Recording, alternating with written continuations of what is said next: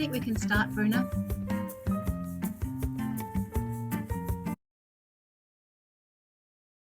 Thanks, Bruna. We can start, I think.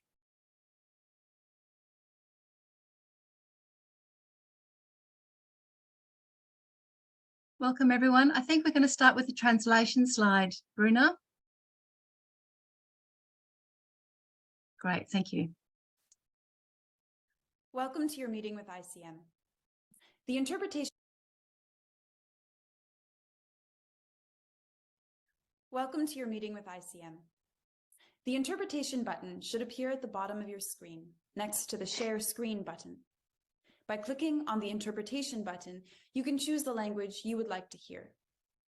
The interpretation button will then transform this meeting into the selected language. To change the language you would like to hear again, follow the previous procedure by clicking on that same button. By default, you will hear the selected language at 80% volume and the original audio at 20% volume. If you would like to mute or unmute the original audio, click on the corresponding option within the language button. Enjoy your meeting. Bienvenue à votre réunion avec l'ICM. Comme la réunion propose une interprétation simultanée en français, le bouton Interprétation devrait apparaître en bas de votre écran à côté du bouton Partager l'écran. En cliquant sur le bouton Interprétation, vous pouvez choisir la langue que vous souhaitez entendre. Le bouton Interprétation se transforme alors en la langue sélectionnée. Pour changer à nouveau la langue que vous souhaitez entendre, suivez la procédure précédente en cliquant sur le même bouton. Par défaut, vous entendrez la langue sélectionnée à 80% de volume et l'audio original à 20% de volume. Si vous souhaitez couper ou supprimer l'audio original, cliquez sur l'option correspondante dans le bouton de la langue. Bonne réunion. Bienvenido a su reunión de la ICM. Como la reunión ofrece interpretación simultánea en español, el botón Interpretación debería aparecer en la parte inferior de su pantalla, junto al botón Compartir pantalla. Haciendo clic en el botón Interpretación, puede elegir el idioma que desea escuchar. El botón Interpretación cambia entonces al idioma seleccionado. Para volver a cambiar el idioma que desea escuchar, siga el procedimiento anterior pulsando el mismo botón. Por defecto, oirás el idioma seleccionado a un 80% de volumen y el audio original a un 20%. Si quieres silenciar o desilenciar el audio original, haz clic en la opción correspondiente del botón de idioma. Disfruta de su reunión.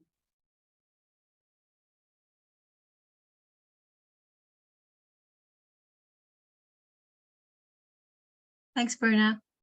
Good morning, good afternoon, and good evening to everyone. Welcome and thank you for joining us from all parts of the globe as we continue this series of Aime webinars where we explore the WHO Framework for Action, 7 Steps to Strengthen Quality Midwifery Education. Welcome back to those who we met 2 weeks ago and welcome to our newcomers. And I am sorry, but I'm going to repeat myself a little bit for the newcomers.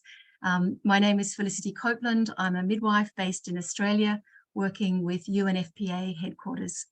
And it's my very great pleasure to be part of Aime, the Alliance to Improve Midwifery Education, which is a partnership formed last year by UNFPA, together with WHO, ICM, UNICEF, as well as JPIGO, Momentum USAID, Lardell Global Health, Liverpool School of Tropical Medicine, and the Burnett Institute.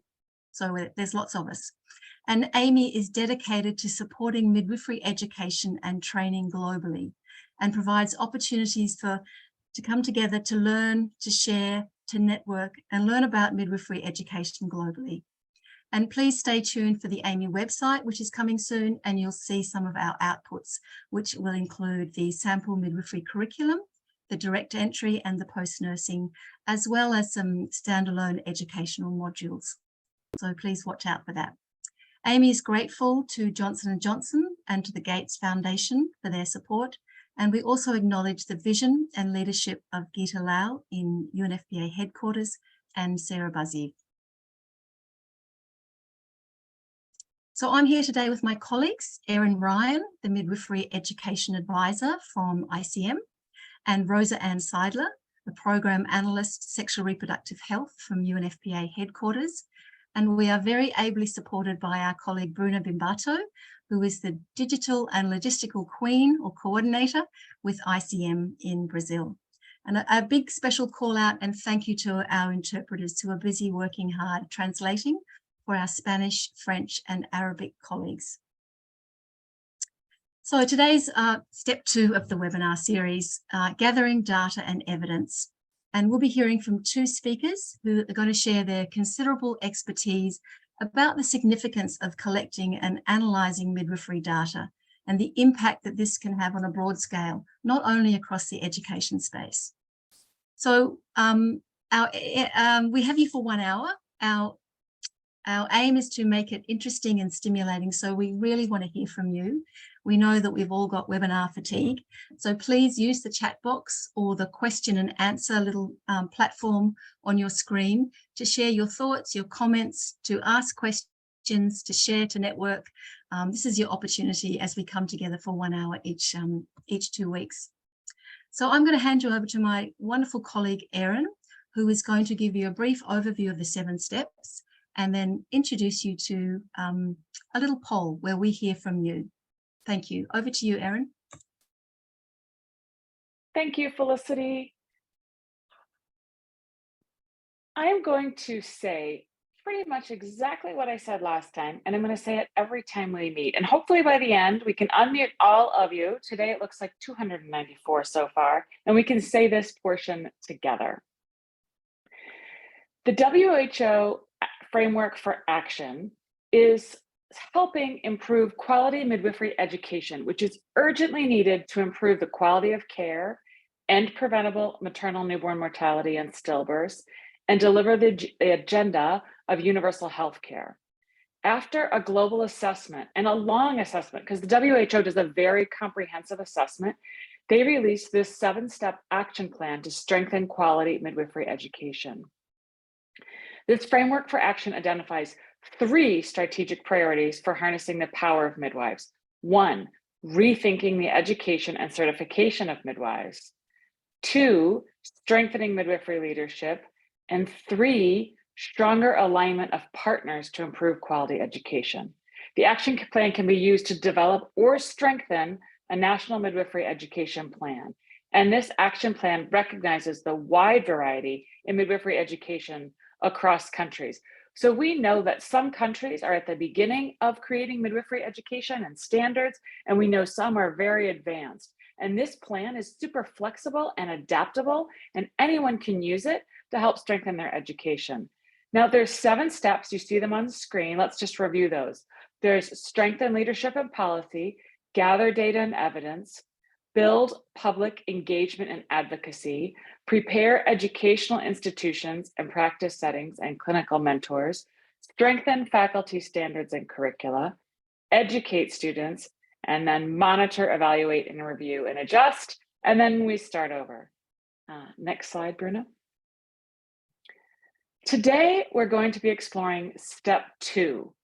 And this is gather data and evidence. And I think people get a little intimidated and they think this is just for academics and it's a little bit hard. And I'm a midwife and what do I have to do with gathering data? But if we want our national midwifery education plan to be strong, we need to have data. We can't just say, well, I know that there's this many students and only this many students pass the test. I know it. We have to prove that we know it, and that's how we can make change. So our national education plan should be embedded in the national health plan, and it should be based on this current data and the evidence. And why do we do this? Because we need to know what's already in place, what is working, what do women, newborns, and families need, and what legislation exists. We want to be proposing things that strengthen and improve what's going on already, and we want proof of that.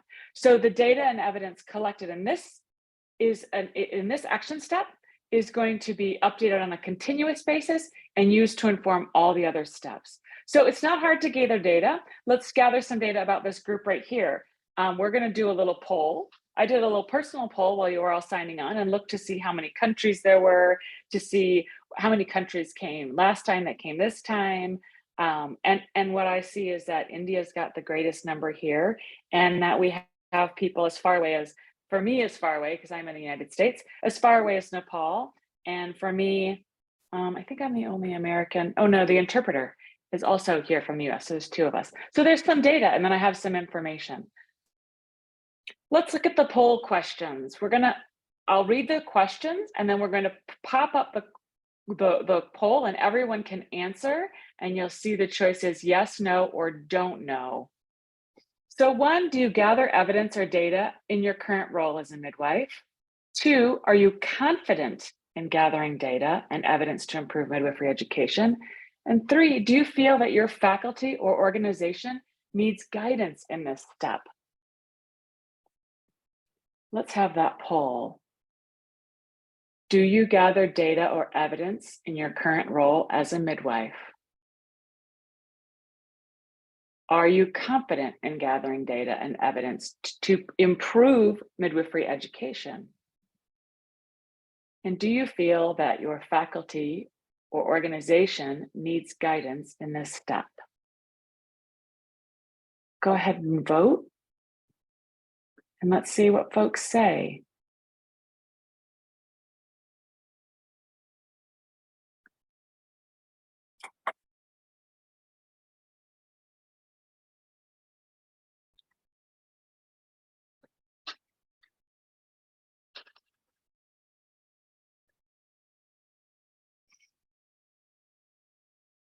All right, I can't see how many of the poll questions have been answered. Bruna, can you take a peek? We've got 350 people.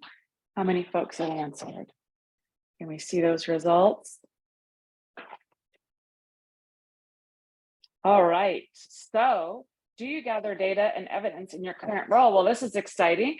78% of people said that they do, and 9% said they're not sure. So that's important information as well. Are you confident in gathering data and evidence to improve midwifery education? 72%, great. Are confident. And do you feel that your organization is in need of guidance? 84%. So looking at that, we see most people are gathering data, and they even think they know how to use it, but they also are still feeling like they're needing guidance. Well, let's see if we can offer a little guidance today as we go through our interviews with our panelists. I'm going to hand back to you, Felicity, for our first panelist. Great. Thanks, Erin. And we love doing these polls because we get a real feel of what's going on out there and who's feeling confident and who's collecting data. So I'm really impressed that 78% are confident in that skill. So hopefully by the end of today, there'll be 100%. So it is my very great pleasure to introduce our first speaker, Andrea Nove. And Andrea is a researcher, a data analyst with 30 years experience, and her prime area of interest being sexual reproductive health. And what I love about Andrea's work is her skill in making complicated data really easy to understand and relevant. And many of you will know Andrea's work as she's the lead author of the State of the World's Midwifery Report. So it's wonderful that we have her, and she's the perfect person to start our discussion today. So welcome, Andrea. Thank you, Felicity. It's great to be here. Well, we are delighted to have you. So I think we should Andrea, just dive straight into the State of the World Midwifery Report. And I'm going to ask you to give a bit of an overview about it, the purpose of it, and why collecting this data is so important. Okay, thank you. Well, that's a big question to start with. So the history of the State of the World's Midwifery, or the SAWMI report, as it's known for short. The 2021 report, which was the most recent, was the third in the series of global reports. The first was in 2011 and the second was in 2014. In between those dates, there have been a lot of regional and national midwifery workforce reports, but we're focusing today, I think, on the global reports. And the 2021 report was special in many ways, but one of the reasons I think it's particularly special is that it was the first one to include every country in the world. The focus in 2011 and 2014 was on low and middle income countries only. And now we have the high income countries in there as well. And I think that really helped to with a lot of advocacy messages, because we can see how different parts of the world compare with other parts of the world, and it's easier then to see where perhaps your own country or your own institution might be able to do better, or might be able to share its successes with others. So I would say the report is designed mainly as an advocacy tool. It takes a lot of data and tries to use that to stimulate policy dialogue at the global level, but also at the country level. And I think another reason why this is an important report and an unusual report is that it focuses entirely on the workforce. Most of the statistics and the data and the reports that we see look at service provision more generally. But we take the view here with SAUMI that, you know, if you don't have a workforce that's adequate, you can't deliver all those services. So you really need to understand what's going on with the workforce in order to understand some of those other data and evidence that you see. It also acknowledges explicitly that midwives can't work in isolation, and they should not work in isolation. So it doesn't look solely at midwives, it also looks at the colleagues, the nurses, the community health workers, the doctors, the obstetrician gynecologists, to see where midwives fit in that, within that wider team, and what the particular issues are. But having said that, the main focus, as the name suggests, is on midwives. They are presented as the backbone of the sexual, reproductive, maternal, newborn and adolescent health workforce. So in addition to these more general indicators about the wider workforce, we have a lot of indicators that are specifically about midwives, whether that's about their education or the regulatory processes or the environment in which they work. Wow, that's a very comprehensive report, and I really like the way you refer to it as an advocacy tool, because you know, we need this data to, as you say, to stimulate policy discussions and dialogue, particularly around the, you know, the strengthening midwifery education space. So Andrew, you talked a little bit about indicators, and I'm hoping that you'll be able to do some screen share here and look at the country profiles, because this is a sort of a core component of the report, the country profiles.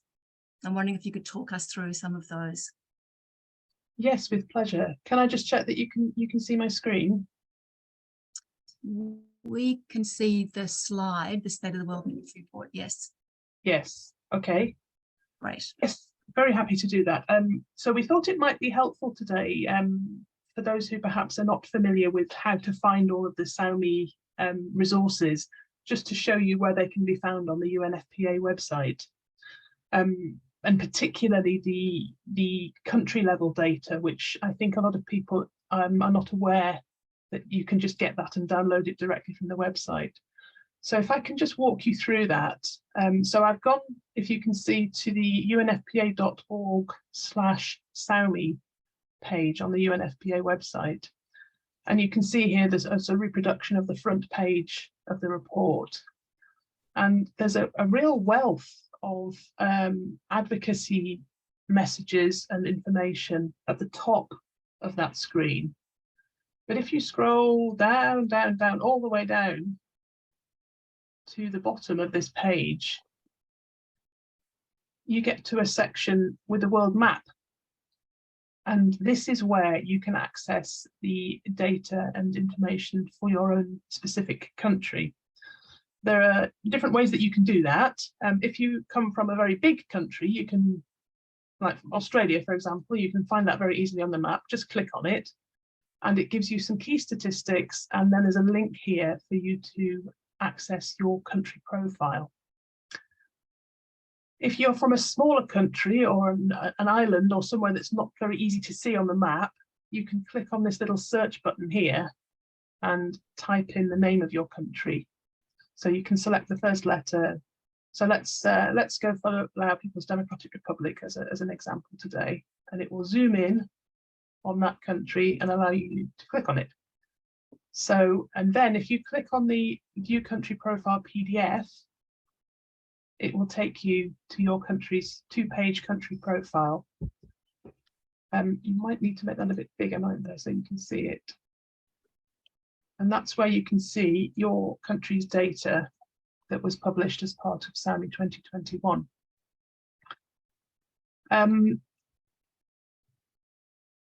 Just before I show you that, I just want to draw your attention to this little link here, which says view how to read country profiles.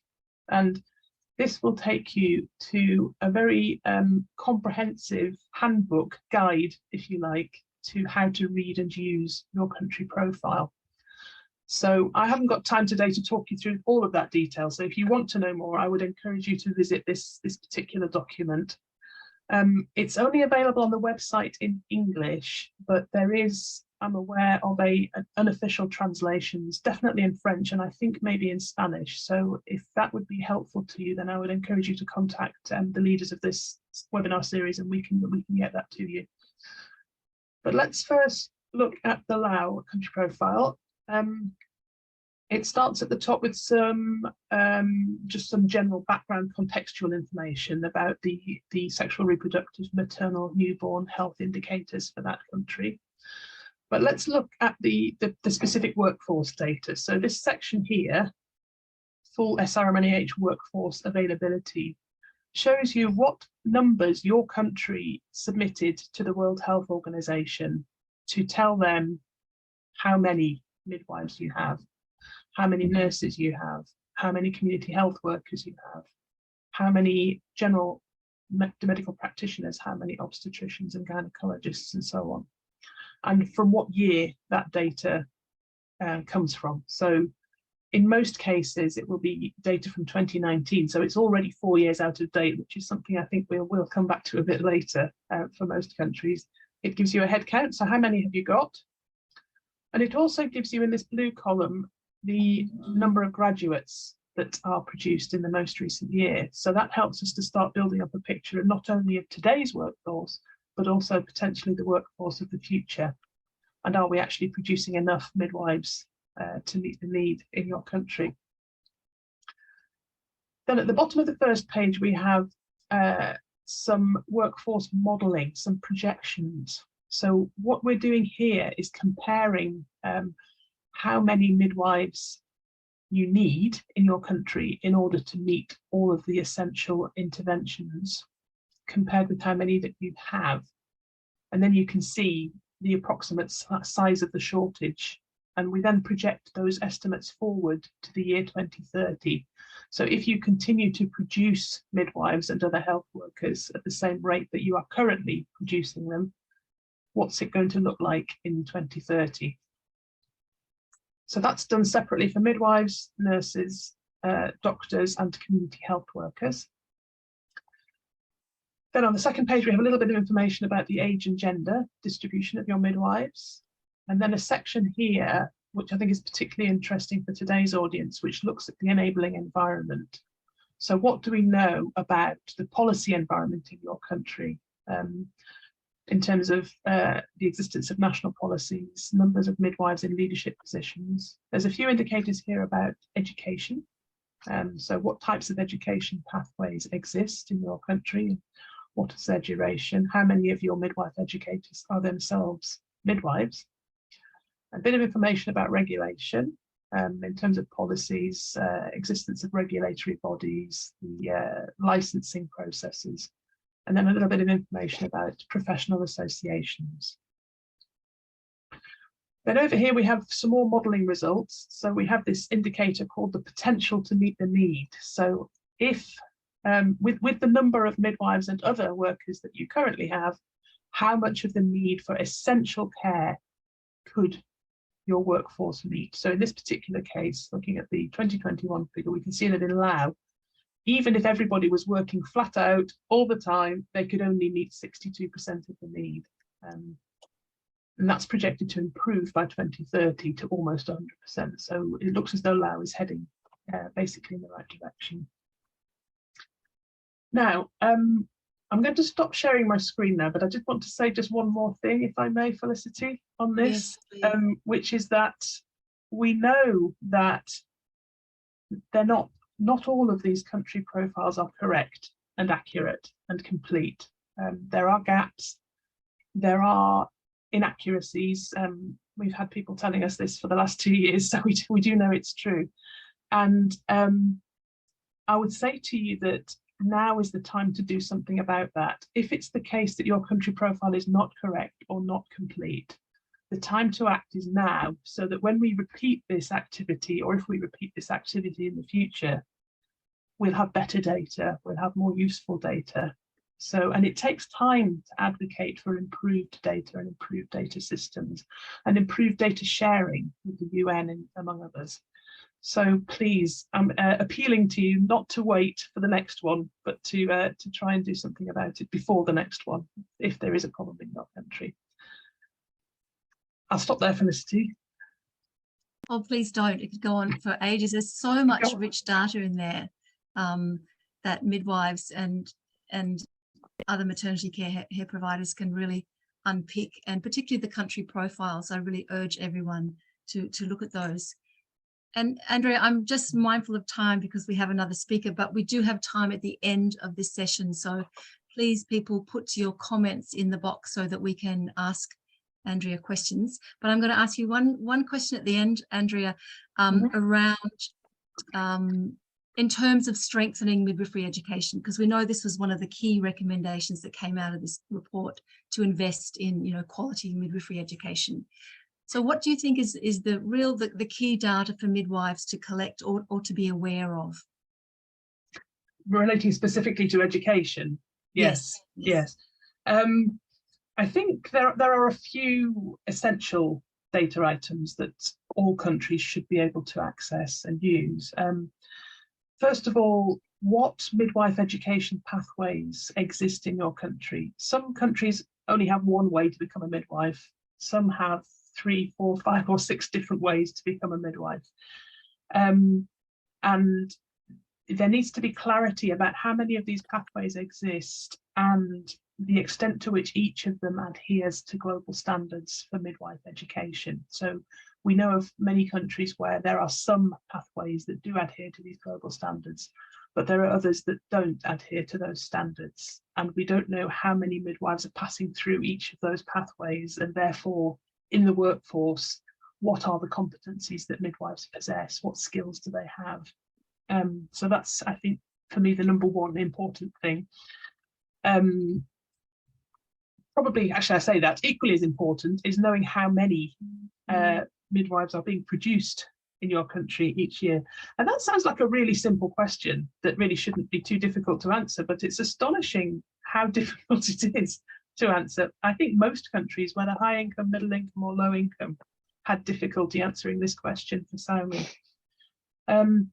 And I think that's to do with the fact that there are these multiple pathways, and in many countries the education of midwives takes place in both the public sector and the private sector, and there needs to be a mechanism to pull the data from all of those education institutions together in one place so that we can see what's happening in the country as a whole, or the state as a whole if it's a federal devolved structure. So I think the message for today is that, yes, of course, the people here are able to probably pull that information together for their own institution, but they need to then work together with their colleagues from other institutions across the rest of the country to pull that all together into a coherent data set that can allow us to see what's going on nationally. And then, if I may add one or two other, I think those are the two sort of really essential things, but it would also be nice to look at competencies. So what competencies do the graduates have? Are they all educated to the global standards? In reality as well as in theory. We can't improve the quality of midwife education without knowing where we are now and what the quality gaps are. So they need to be identified. And there's also a question about who is educating the midwives. Are they themselves midwives? And are there enough midwives available to educate the next generation? I think that's quite an important question. Okay, sorry, I've gone on too long, so I'll stop. No, it's. I can see there's lots and lots of questions coming in and comments for you. I just want to finish that by saying, you know, it's such a challenge for faculties and for everyone out there. I know we've got global standards, and that's all very important, but sometimes it's impossible to meet those standards, to actually have midwifery educators who are educated to a standard enabling them to provide quality education. So it really speaks to step 3, which is the next webinar around building public engagement and advocacy, so that we can use this data to push for change, to implement improvements in midwifery education. So lots to think about, a lot of data there to unpick. Thank you so much, Andrea. We're going to come back to you at the end of Brenda's session. Sure. So I know there's lots of comments. Erin, I'm going to hand you over now, so because I'm a very good timekeeper, and you're going to introduce our next speaker, I think. Wonderful. Thank you, Felicity. And I just want to acknowledge the questions that we see in the chat. We're saving them, and we are going to answer as many as possible at the end. I see the questions for Andrea there, and we'll make sure you get those answers. All right. I am delighted that we will be speaking with Ms. Brenda Tembo Zulu this morning.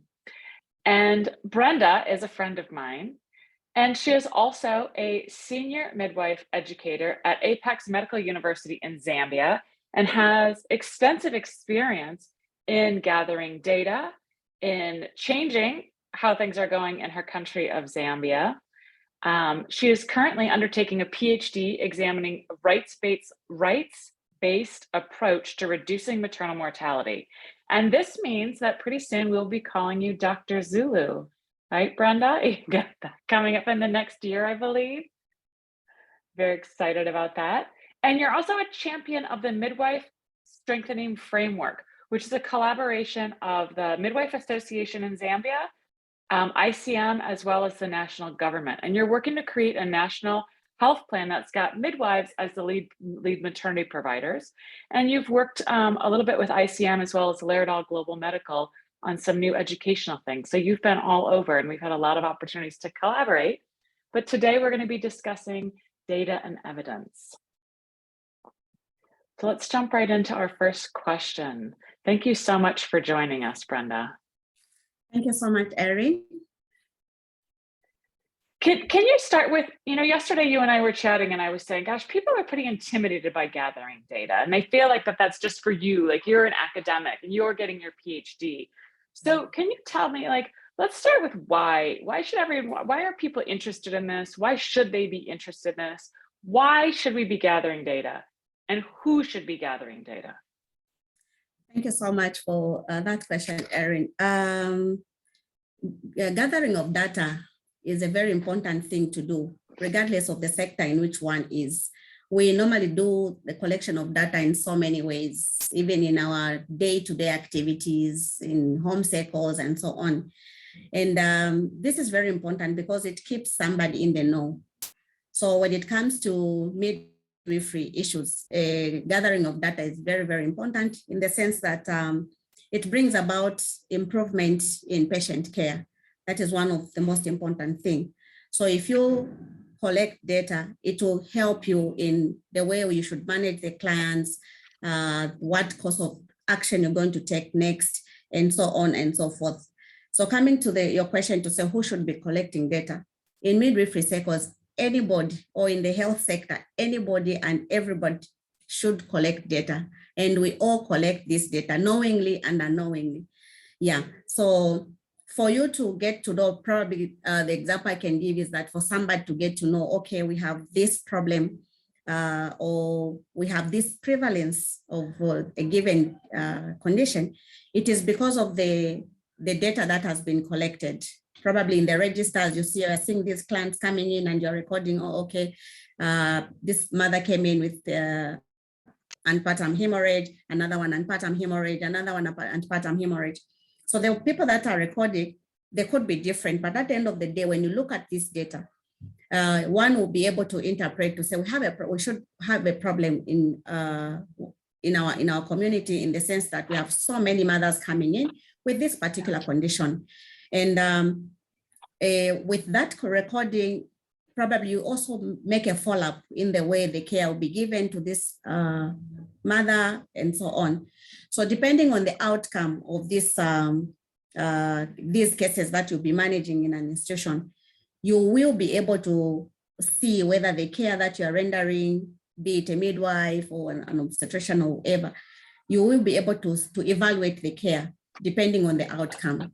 So from that, you will be able to say, oh, okay, we made a mistake in this aspect and we need to improve. And this is where the improvement of patient care comes in. So the other importance of gathering data is to identify risk factors. Okay, so as we are collecting, we have so many data collecting tools in our facilities.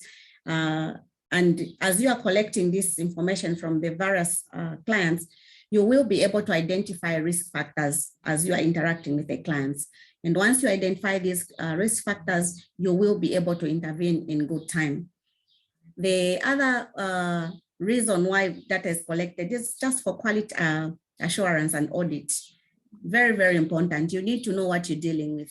And quality is very important. Quality care is very important. All of us, well, regardless of our status or wherever whoever we are interacting with, we would want people to give us quality care or quality intervention. So equally, our mothers or our clients, they need this quality care from us. So with data collected, we are assured of offering this quality care to our clients, because we are going to know to say, oh, okay, this is what is needed. The last time we did this never worked out, so we need to change the course of direction. The other reason why data is collected, of course, is for research and evidence-based. And like you rightly put it earlier on to say, most people dread research like no man's business, and they leave it to people that are in the academia, which is not the case. In fact, for people in the academia to play around with this data, they rely on the people that are in the service area, because they're the ones that are interacting with the clients and they're the ones that collect this data. But unfortunately, in most settings, you find that in this clinical setting, the data may be incomplete and it becomes very difficult to use. And that's why probably it has been seen that it is very important for us as midwives to be engaged in data collection, so that we end up collecting data that is quality, data that we can use, so that at the end of the day, we can improve the care that we are offering to our clients. And the other reason I can think of is healthcare planning and resource allocation. So in whatever we do, we need to plan. Planning is very, very important, and you can only plan if you have some data with you. You need to know probably how many or what your population is that you are serving, and the common conditions and whatever it is. So with that kind of information, you will be able to plan on the service that you have to offer, the resources that you need to amass, so that you can cater for the population that you're dealing with. I think that was. I'm going to interrupt you. Because I've got questions just based on that, which is great. I won't jump to the questions yet, but I want to. What I hear you saying is that data is power. If I have the information, I can use it as an advocacy tool for change. So I'm going to ask you specifically about education, and then we'll go to the tool that you've been working on. So I've heard you talk about advocacy and policy, but what about education? If you're gathering this information of practice data and risk factors and what's happening on the ground, how does that impact education? Right. So the way information impacts education, very, very important also. It actually has some relations with what I was just talking about. But when you come to education, as you are training our midwives, you are training them, giving them this information so that they learn to use evidence-based practice. So with this information that they'll be interacting with, they will be able to definitely apply the evidence that will be gathered and applied in the different or various settings that are there. Believe you me, Erin, there are certain things that will work in your setting, the United States, and those things or interventions that are working in your setting may not work in my setting, Zambia. And so if you do a study, probably or you gather information in the US, and then you come and tell me, oh, okay, Brenda, when you're dealing with this condition, this is how you're supposed to do it. Then if I don't gather my information around in my setting, I'll pick on what you're telling me. And then when I apply here, it won't work. And tomorrow I'm going to say Erin is a liar because what she told me is not working in my setting. So what I need to do, I need also to, with what you have, probably I collect my own data here and see, apply what is workable in my setting. And so tomorrow when we are seated at that table and we are chatting, then you share your evidence and then I'll tell you, oh, fine, for me, that did not work and doesn't work. What works in my setting is this. So it is this evidence that I'm going to tell my students because they're in this setting, they're in Zambia. So I'll tell them to say, you hear about this, don't dispute, because this is what works out there. But in our setting, this is what is going to work. So interacting with students, these are students that are coming in and they want to learn more about midwifery and how we practice midwifery and everything else. So I should be able to give them this information and teach them how to gather data so that they can learn how to sort out problems that affect them in their locality using the evidence that they are gathering. And the other way in which data or information affects midwifery education is promotion of patient safety, promotion of patient safety and quality improvement. And this is our goal as midwives. We always strive to see that our patients are safe in our hands and the care that we're giving them is that of quality so that tomorrow they can come back. Even when they meet complications or whatever, they'll be able to rush to us.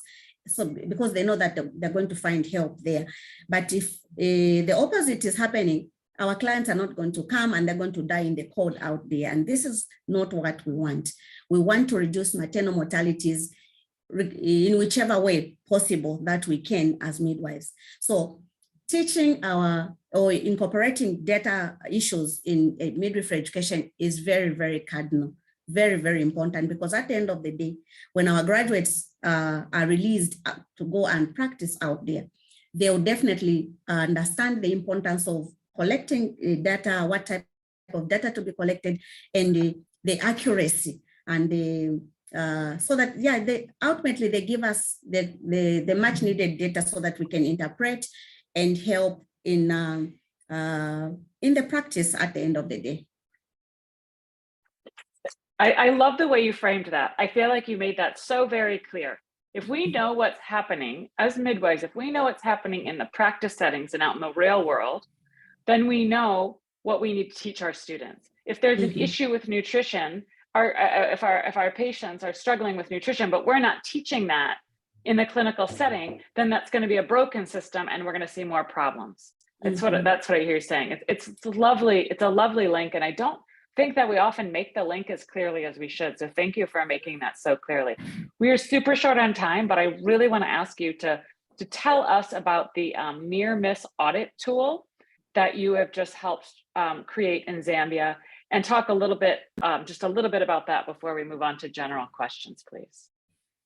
All right, so thank you so much again, Erin, for that question. Yeah, as we were chatting, yes, I did make mention that I was a part of the team that was involved in the development of the near miss audit tool. So in our setting, what is trending is that what we have the maternal death audit review. So we have those tools where you review the maternal deaths and so on. But a gap was identified that we do not have a near miss audit tool. And the near miss audit tool is a tool that will be collecting data on clients that suffered maternal complications, severe complications, but they survived. They never died, they survived.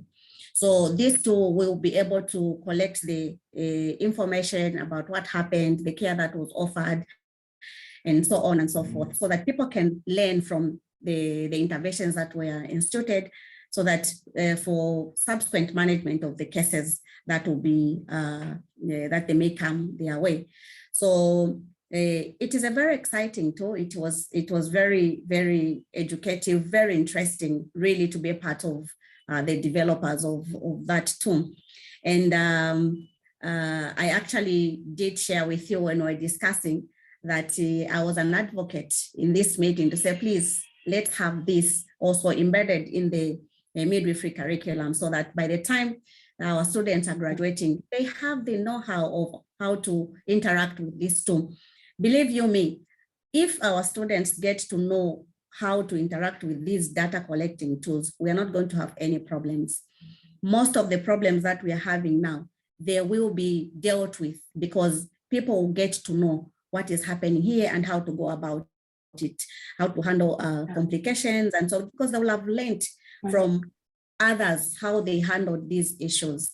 So that is pretty much about the near-miss audit tool.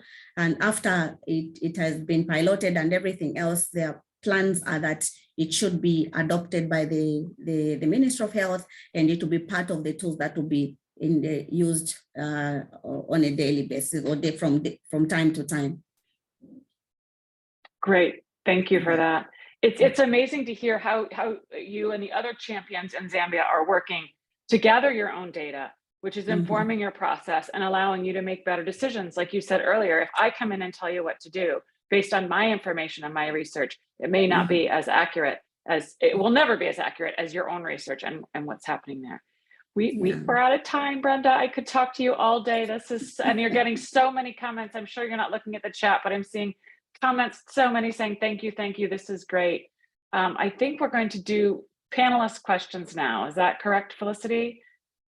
Wow, that was very stimulating, Erin and Brenda. I was busy looking at all the things coming in on the chat for both Andrea and Brenda. We've got two things to do, Erin. We forgot about the second poll questions. And before we do that, I think what would be really nice if faculty shared with everyone in the chat box the things that they have been doing in their practice that has worked well in terms of data collection. And also, Brenda, you make that great point about the curriculum and teaching students about data. And so what's worked? What are some of the tools that faculty are using? Would be lovely to share. And then we've got time for a couple of questions at the end. But Erin, did you want to continue with this poll? Sure. Well, let's collect some more data, because that's actually what we're talking about, the power and the importance of data. So let's go ahead and collect some. So these questions, some of them actually come directly from the 7-step action plan, particularly the first one here. Do standards of midwifery care exist in your country? Are there close links between educational institutions and clinical settings? Do the educators in your faculty meet WHO standards for educator competencies? Again, it's going to be yes, no, or I don't know. Maybe you don't know the answer, or you don't know what educator competencies are. So go ahead and pop some answers in there. Do standards of midwifery care exist in your country? Are there close links between educational institutions and clinical settings? And do the educators in your faculty meet WHO standards for educator competencies? Verna, I trust you'll close that poll when you see a few answers come in.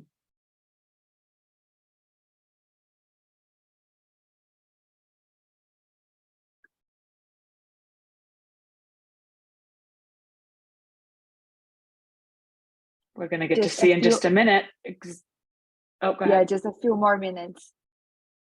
Okay. I'm excited to see if there are links between the educational institution and the clinical settings, because that's just what Brenda was talking about, how important it is to know what's happening in the clinical setting to inform how we're educating our students. We talk a lot about that in education, the gap between what they're learning in the classroom and what they're seeing and doing in the clinical setting, and data could be a way to help close that gap. Let's see what we've got here. I feel like we should have some suspenseful music. Do standards of midwifery care exist in your country? Yes, 82%. Great, but always interesting to me, not sure, 7%. See how we can find that out. Are there close links between educational institutions and the clinical settings? 67% yes, 24% no. That's about 75-25. Do the educators in your faculty meet the WHO standards for educator competencies? There are 19 competencies. If you don't know about them, we should do an entire webinar on that as well. 55% say yes, and then the other 55% say either no or are unsure, don't know.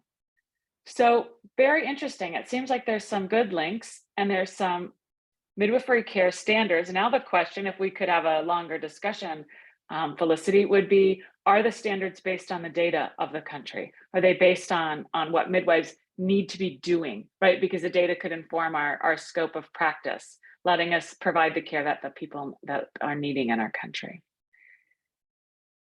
Thank you so much for that. Shall we jump to questions and answers for our fantastic panelists? There are quite a few. There are lots, and I think Rosa has been answering lots in the Q&A, which is great.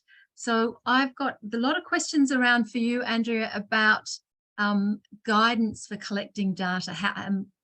People are saying, well, how do we start collecting this data, and how do we correct the data that is clearly wrong, as you mentioned in the State of World's Midwifery Report, and where do we send it to? Is there some sort of guidance around that? Yes, I've put a few comments in the Q&A box, but just to summarise, I mean, how to collect the data is very much a difficult question. I think at the institutional level, it doesn't need to be anything very complicated. The difficulty, I think, comes when you try and collate it into one national database, and that's where the different education institutions and other stakeholders need to work collaboratively to develop a system that everyone can feed into, which I realise is an easy thing to say and not such an easy thing to achieve. But that is what needs to happen. And I think in a lot of countries, it doesn't yet happen. In terms of correcting the data, I think maybe I discussed this a little bit too much in my talk, in the sense that I think most of the data in SAOME is actually good, correct. It was all validated by the Ministry of Health in the respective country before it was published. If it wasn't possible to validate it, we didn't include it. However, despite that, I do know that there are issues with its accuracy. So if that is the case in your country, then there are two people that you need to speak to. One is the National Health Workforce Accounts focal point. Sorry to the translators, I don't know how you translate that. But there is somebody, or there should be somebody in every country, usually based within the Ministry of Health, who is responsible for collating the workforce numbers and giving them to the World Health Organization. So that is the person who you would need to speak to. If it's about health workforce numbers, if it's about the enabling environment, the education system and so on, then that information came from the Midwives Association within your country. So that you would need to talk to your Midwives Association to find out how they pulled that data together, and advise them if you think that that was incorrect or inaccurate. Was there something else? Thanks, Did that cover everything? No, that's a good point to remind us that everything was validated before that was published in the report, and we know it's not always possible to get totally accurate, but certainly the broad scope of the report is really very revealing. So I congratulate you for that. Thank you. Oh, look at that time, we've got only a few minutes to go. Brenda, a question for you. It was around, oh, now I've lost it. I've scrolled down. Erin, do you have one? Oh, here we go. Brenda, what strategies have you developed for the reduction of maternal mortality? Do you work on equity and education of inequalities? All right, so thank you so much for that question. I'm sure the person that's posed that question understands the gravity and the extent of maternal mortalities in most settings. So Zambia being where it is, we lose a lot of mothers, and unfortunately the cause of deaths are preventable causes. Of course, there are certain causes that there's literally nothing much you can do about, but most of the causes are things that as midwives we can do. And addressing maternal mortality, I can tell you, is something that has no one intervention to say, oh, okay, we're doing this and we are dealing with maternal mortalities, or we're addressing maternal mortalities. It is something that is multifaceted and it calls for a whole lot of interventions.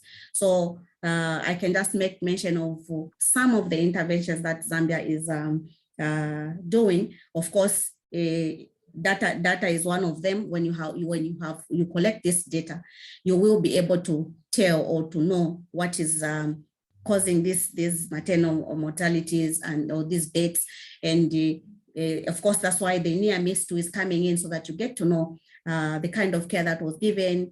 And with the near miss, it will be information will be gotten or transmitted almost immediately with the people that are attending to this woman, so that everybody else, country, world over, or the whole country or the whole system is able to see, to say, oh, okay, this is what is happening, or this is what happened. It's real-time data, and it will help people to act almost immediately.